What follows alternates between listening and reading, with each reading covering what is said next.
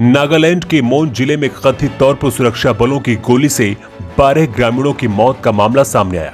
ग्रामीणों को उग्रवादी समझकर सुरक्षा बलों ने गोली चलाई थी, जिसके बाद आक्रोशित ग्रामीणों ने भी सुरक्षा बलों के जवानों पर हमला कर दिया, जिसमें एक जवान शहीद हुआ और कई घायल।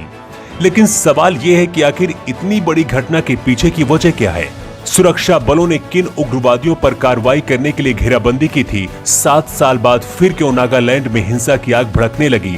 नागालैंड का पूरा विवाद क्या है? चलिए आपको विस्तार से बताते हैं। भारत की आजादी के समय मुस्लिम लीग के दबाव में पाकिस्तान को अलग देश बनाने पर मंथन चल रहा था। उस दौरान नॉर्थ ईस्ट के भी कई राज्य अलग होने के लिए तैयार नहीं थे।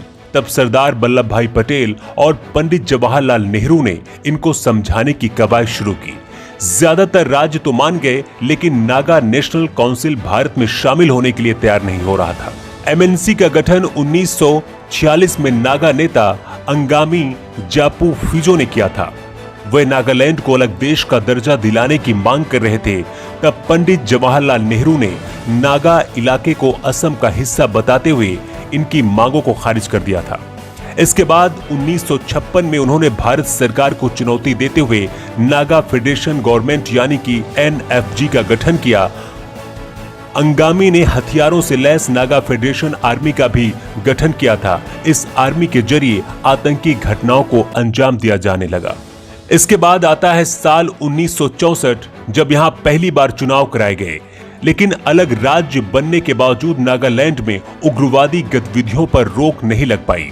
1975 में कई उग्रवादी नेताओं ने हथियार डाला, लेकिन यह काफी नहीं था। 1980 में कुछ उग्रवादियों ने मिलकर national socialist council of Nagaland का गठन किया। मोन जिले में जिन उग्रवादियों पर कार्रवाई के लिए सुरक्षा बलों ने घेराबंदी की थी, वो इसी संगठन से जुड़े हैं। खुफिया एजेंसियों को सूचना मिली थी कि एनएससीएन के उग्रवादी कुछ बड़ी वारदात को अंजाम देने वाले हैं। नागालैंड के नेताओं का कहना है कि असम में पड़ने वाले शिवसागर, जोरहाट, गोलाघाट और कार्बी सहित कई इलाकों की जमीन उन्हें सौंप दी जाए। नागालैंड के दावों के विपरीत असम सरकार का कहना है कि ये सभी इलाके हमेशा से असम का हिस्सा रहे हैं, इसलिए इन पर नागालैंड का दावा करना गलत है। असम सरकार का यह भी आरोप है कि नागाओं ने सीमावर्ती कई जिलों में अतिक्रमण कर लिया है।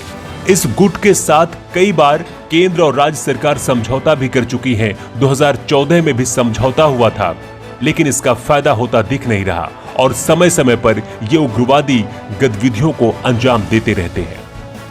इस खबर में इतना ही। ज्यादा अपडेट्स के लिए आप